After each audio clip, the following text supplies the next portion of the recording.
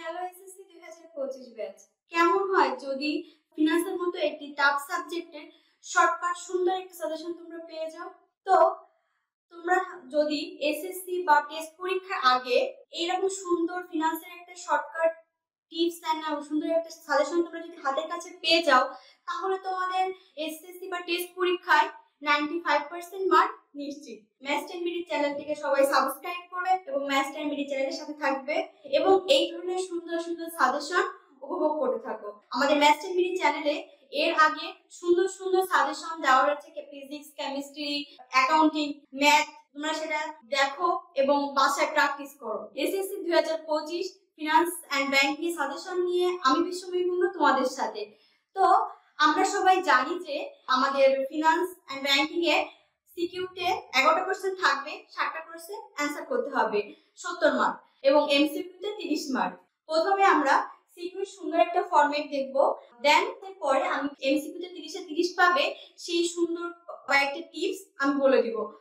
আমাদের এখানে সুন্দর একটি গ্রাফ আকারে দেওয়া আছে, যেটি দেখলে তোমরা বুঝতে পারবে যে কোন অধ্যায়টা বা চ্যাপ্টারটা কমপ্লিট করলে তোমাদের এসএসসি বা টেস্ট পরীক্ষায় তোমাদের প্রশ্ন নিশ্চিত। এই ফরম্যাটটা দেখলে তোমরা নিজেরাই অধ্যায় বা চ্যাপ্টার চুজ করে নিতে পারবে বা নিজেরাই চয়েস করে নিতে পারবে যে আমরা এই অধ্যায়টা পড়লে আমাদের পরীক্ষায় প্রশ্ন নিশ্চিত। তো আমরা সেই অধ্যায়গুলো দেখি। আমাদের ফার্স্টে প্রথম দ্বিতীয় অধ্যায় সিকিউ থেকে একটা প্রশ্ন আসবে, অথবা তোমার অনেক সময় হয় কি দুটো প্রশ্ন থাকতে পারে, সেখানে আমি একটা প্রশ্ন ধরি। কেন বললাম? কারণ আমাদের অনেক সময় কোশ্চেন প্যাটার্ন, যদি আমরা বিগত সালে কোশ্চেন প্যাটার্ন দেখি, তো অনেক সময় আমাদের প্রথম ও দ্বিতীয় অধ্যায় মিলে একটা কোশ্চেন করে থাকে, সিকিউতে একটা কোশ্চেন করে থাকে এবং তৃতীয় অধ্যায় থেকে মাস্ট একটা কোশ্চেন থাকবে। শেয়ার বন্ড এন্ড নিবেচন থেকে তোমাদের একটা কোশ্চেন থাকবেই, তোমাদের টেস্ট বলো বা তোমার এসএসসি পরীক্ষা বলো। এবার দেখি চতুর্থ, পঞ্চম, ষষ্ঠ, সপ্তম। চতুর্থ অধ্যায় আছে আমাদের অর্থের সময়মূল্য, পঞ্চম অধ্যায় আছে ঝুঁকি অনিশ্চয়তা, ষষ্ঠ অধ্যায় আছে মূলধন আয় ব্যয় প্রকল্প, সপ্তম অধ্যায় আছে মূলধন ব্যয়। এই যে চারটা অধ্যায়, এই চারটা অধ্যায় যদি আমরা কমপ্লিট না করে যাই, তাহলে আমরা এ প্লাস মিস করে যাব বা 90% মার্ক আমরা মিস করে যাব। কেন বললাম? কারণ আমাদের এই যে চারটা অধ্যায় আছে, এই চারটা অধ্যায়ে আমাদের ম্যাথ আছে। তো আমরা যদি এই ম্যাথ গুলো না করি, তাহলে কি আমরা 95% মার্ক মিস করব না? অবশ্যই মিস করব। কারণ আমাদের অর্থের সময়মূল্য থেকে একটা প্রশ্ন থাকতে পারে, দুটো প্রশ্ন অনেক সময় দিয়ে দেয়। তোমার ঝুঁকি অনিশ্চয়তা থেকে অবশ্যই তোমার কোশ্চেন থাকবে, মূলধন আয় ব্যয় প্রকল্প থেকে কোশ্চেন থাকবে, মূলধন ব্যয় থেকেও তোমার কোশ্চেন থাকবে। তো আমরা যদি এই চারটা অধ্যায় যদি ভালোভাবে কমপ্লিট না করি, তাহলে আমাদের ফিনান্সে ভালো মার্কস আমরা আশা করতে পারবো না।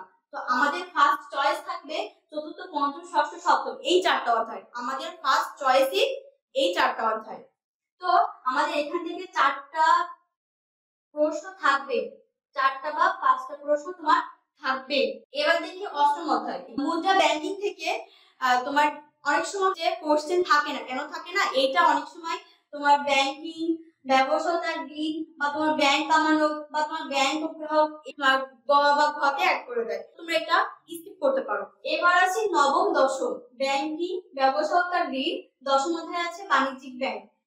ফার্স্টে আছে নবম অধ্যায় ব্যাংকিং ও ব্যবসায়িক। এই অধ্যায় থেকে তোমার একটা কোশ্চেন থাকবে, কারণ এইটা তোমার মোস্ট ইম্পর্টেন্ট একটা অধ্যায়। এবার দেখি দশম অধ্যায় বাণিজ্যিক ব্যাংক। বাণিজ্যিক ব্যাংকও কিন্তু একটা গুরুত্বপূর্ণ অধ্যায়, তো তোমরা এটা কিন্তু মিস করবে না, এটার থেকে তোমার কোশ্চেন থাকবে। এবার দেখি 11, 12 অধ্যায় ব্যাংকের আমানত। 12তম অধ্যায় আছে ব্যাংক ও গ্রাহক। এই দুটো অধ্যায় অনেক সময় কি করে যে তোমার পরীক্ষায় দুটো প্রশ্ন দেয়, আবার দুটো মিলিয়ে একটা কোশ্চেন করে। এবার আছে 13 অধ্যায় কেন্দ্রীয় ব্যাংক। এখান থেকে তো কোশ্চেন থাকবে, কারণ কেন্দ্রীয় ব্যাংক এই যে যেমন তোমার 4, 5, 6, 7 যেমন ফার্স্ট চয়েস আমাদের একটা, এই চারটা অধ্যায় যেমন আমাদের গুরুত্বপূর্ণ, তেমন কেন্দ্রীয় ব্যাংকও আমাদের খুবই গুরুত্বপূর্ণ একটা অধ্যায়। এই অধ্যায় থেকেও আমাদের একটা কোশ্চেন অবশ্যই থাকবে। তো আমাদের ফার্স্ট চয়েস হচ্ছে 7টি। তো সেই 7টি অধ্যায় কি কি? আমাদের 7টি প্রথমে আমি বলবো 4, 5, 6, 7 এই চারটি থাকবে।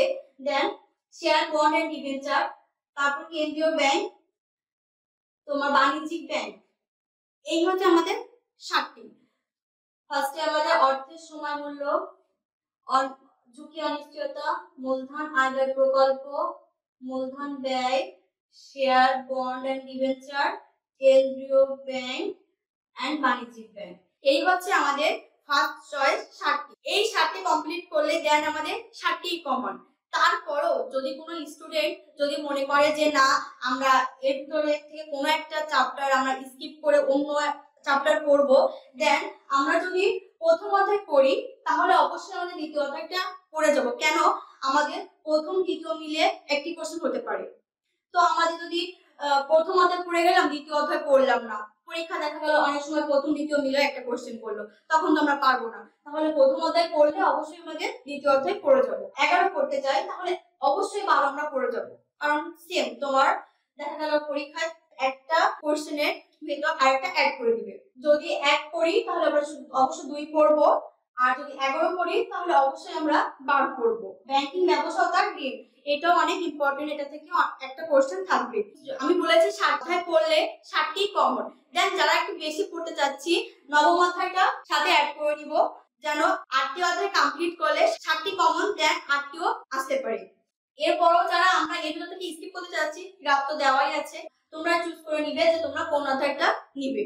তো আমরা যদি এইভাবে গ্রাফের মাধ্যমে আমরা চ্যাপ্টার যদি কমপ্লিট করি তাহলে আমাদের টেস্ট পরীক্ষা বা এসএসসি পরীক্ষাতে 95% মার্ক নিশ্চিত। এই তো দেখলাম আমরা গ্রাফ, কোন অধ্যায় পড়বো বা কিভাবে পড়বো। এবার দেখি আমরা অধ্যায়ে কি পড়বো, কোন প্রশ্নগুলো আমাদের জন্য বেশি ইম্পর্টেন্ট, কোন প্রশ্নগুলো পড়লে আমাদের এসএসসি বা টেস্ট পরীক্ষায় আমরা কমন পাবো। তো দেখি আমাদের তৃতীয় অধ্যায় আছে যেমন শেয়ার, বন্ড, ডিবেঞ্চার। এই তৃতীয় অধ্যায় যদি 24 সালের বোর্ড সলভ করি তো আমাদের কমন নিশ্চিত। এরপর হচ্ছে চতুর্থ অধ্যায়। চতুর্থ অধ্যায় অর্থ সময় হলো, এই অধ্যায় আমরা বরিশাল বোর্ড 2021 কমপ্লিট করব। তারপর হচ্ছে চট্টগ্রাম বোর্ড 2023 কমপ্লিট করব। তারপর ময়মনসিংহ, সিলেট, কুমিল্লা, রাজশাহী, চট্টগ্রামে 2024 কমপ্লিট করব। এরপর হচ্ছে পঞ্চম অধ্যায়। পঞ্চম অধ্যায়ে 2024 সালের বোর্ড প্রশ্নটা সলভ করব। তারপর ষষ্ঠ অধ্যায় আছে তোমার মূলধন আয় ব্যয় প্রকল্প। এই অধ্যায় থেকে চট্টগ্রাম বোর্ড 2023 কমপ্লিট করব। তারপর কুমিল্লা, রাজশাহী, চট্টগ্রাম, সিলেট, বরিশাল, দিনাজপুর 2024 কমপ্লিট করব। এরপর সপ্তম অধ্যায় মূলধন ব্যয়। এখান থেকে আমরা দিনাজপুর বোর্ড 2019 কমপ্লিট করব। তারপর সকল বোর্ড 2018টা কমপ্লিট করব। দেন বরিশাল, কুমিল্লা, দিনাজপুর, ঢাকা 2024টা কমপ্লিট করব। দশম অধ্যায় বাণিজ্যিক ব্যাংক। 13তম অধ্যায় কেন্দ্রীয় ব্যাংক। 12তম অধ্যায় তোমার ব্যাংক ও গ্রাহক। এই যে এই 3টা অধ্যায় 2024 সালের কোশ্চেন সলভ করব। এই কয়েকটা অধ্যায় এই বোর্ড প্রশ্নগুলো যদি আমরা কমপ্লিট করি আমাদের টেস্ট পরীক্ষা এবং এসএসসি 2025-এ 100% কমন নিশ্চিত। তোমরা সবাই আশা করছি এই অধ্যায়গুলো প্র্যাকটিস করো এবং এই বোর্ড কোশ্চেনগুলো প্র্যাকটিস করো, যেন তোমরা এসএসসি এবং টেস্ট পরীক্ষায় 95% মার্ক গেইন করতে পারো। এরপর আমরা দেখব এমসিকিউতে কিভাবে 30-এ 30 পেতে পারি, কয়েকটি সুন্দর টিপস। আমাদের ফার্স্টে আছে রিডিং। আমরা যদি চ্যাপ্টার ওয়াইজ যদি রিডিং না পড়ি তাহলে আমার মনে হয় না এমসিকিউতে 30-এ 30 পাবো, কারণ তোমার রিডিং এর ভিতর থেকে আমাদের কোশ্চেন হয়, পড়বো, দেন নিজেরা প্রশ্ন তৈরি করার চেষ্টা করব। তো আমরা ফার্স্টে ভালোভাবে রিডিং কমপ্লিট করব, দেন গাইড প্রশ্ন সলভ করব। আমাদের চ্যাপ্টারের শেষে যে প্রশ্নগুলো, গাইডে যে প্রশ্নগুলো দেওয়া থাকে সেই প্রশ্নগুলো সলভ করব। তারপর টেস্ট পেপার কোশ্চেন সলভ করব। আমাদের যে সাপ্লিমেন্ট বইগুলো আছে সেখান থেকে আমরা টেস্ট পেপারের কোশ্চেন সলভ করব।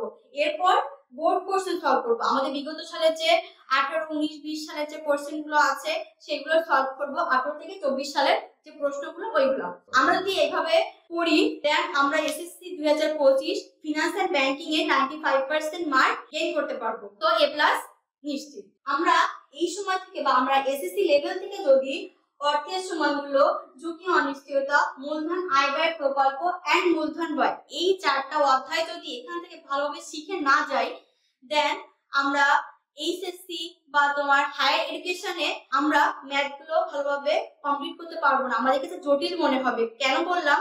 কারণ আমরা যখন হায়ার স্টাডিতে যাব তখন আমাদের এই ম্যাথ গুলো অবশ্যই থাকবে, তখন আমাদের মনে হবে যে এটা তো অনেক জটিল। আমরা যদি এখন থেকে এসএসসি লেভেল থেকে যদি এগুলো শিখে যাই, দেন আমাদের ওই সময় যে এগুলো জটিল মনে হবে না।